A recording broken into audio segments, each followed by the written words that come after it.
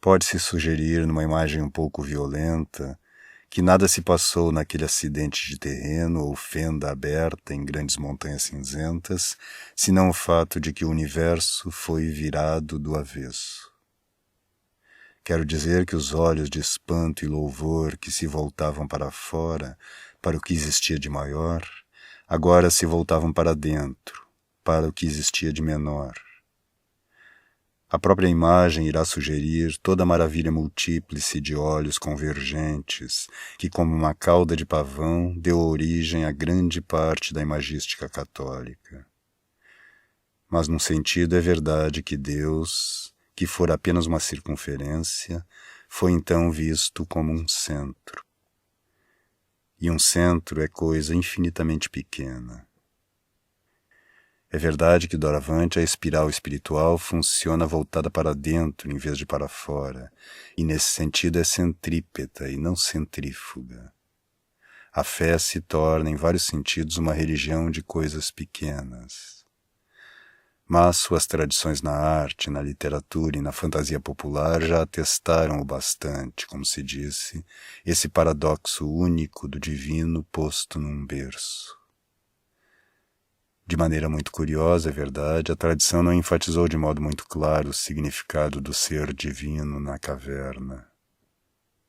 É fato conhecido que a cena de Belém foi representada em todas as situações possíveis de época e país, de paisagem e arquitetura. E é um fato inteiramente feliz e admirável que os homens a tenham concebido de modo bastante diferente, segundo as tradições e gostos individuais.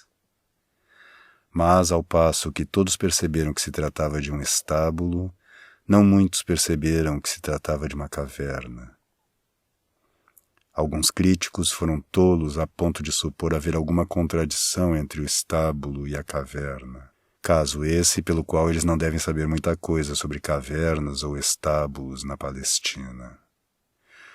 Por verem diferença que não está lá, desnecessário dizer que eles não veem diferenças que estão lá. Quando um crítico de nomeada diz, por exemplo, que Cristo nascido em uma caverna rochosa é como Mitras brotado vivo de uma rocha, isso soa mais como uma paródia de religião comparada. Existe algo como um cerne da história, mesmo que seja uma história no sentido de uma história. E a ideia de um herói surgindo como Palas do cérebro de Zeus, já maduro e sem a mãe, é obviamente o exato oposto da ideia de um Deus nascendo como qualquer outro bebê e sendo de todo dependente da mãe. Seja qual for o ideal que escolhamos, devemos ver com clareza que são ideais contrários.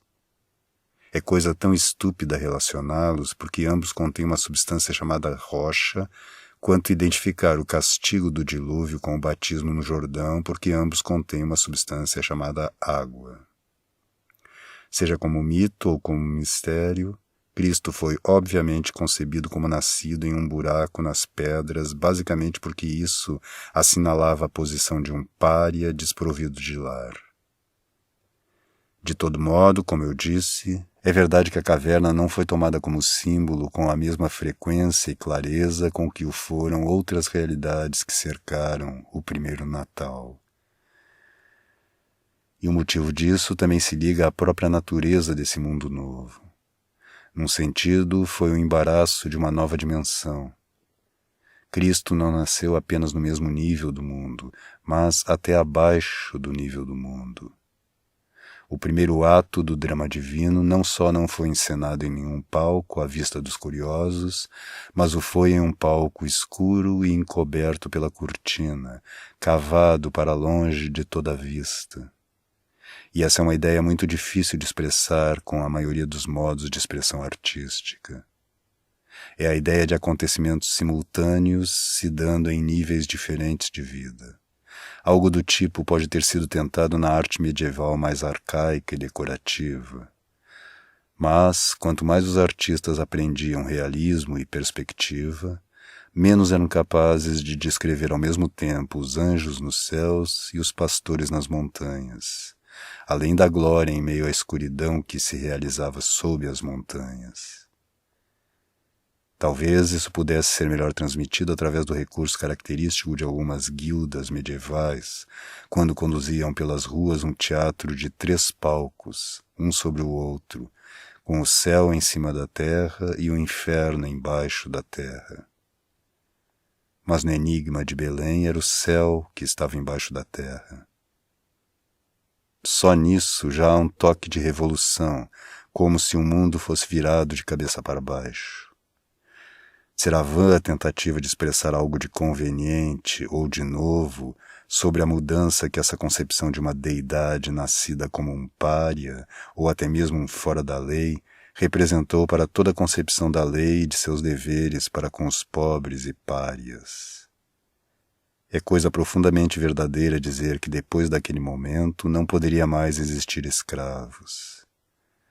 Podia haver, e efetivamente houve, pessoas que portassem esse título legal, a durar até que a igreja tivesse poder o suficiente para extirpá-lo. Mas não podia existir mais a tranquilidade pagã que vivia da vantagem de manter o Estado um Estado servil. Os indivíduos se tornaram importantes, e num sentido em que nenhuma ferramenta pode ser importante. Um homem não podia ser um meio para determinados fins, pelo menos não para os fins de outro homem. Todo esse componente popular e fraternal da história foi corretamente vinculado pela tradição ao episódio dos pastores, os camponeses rústicos que se viram falando cara a cara com os príncipes do céu.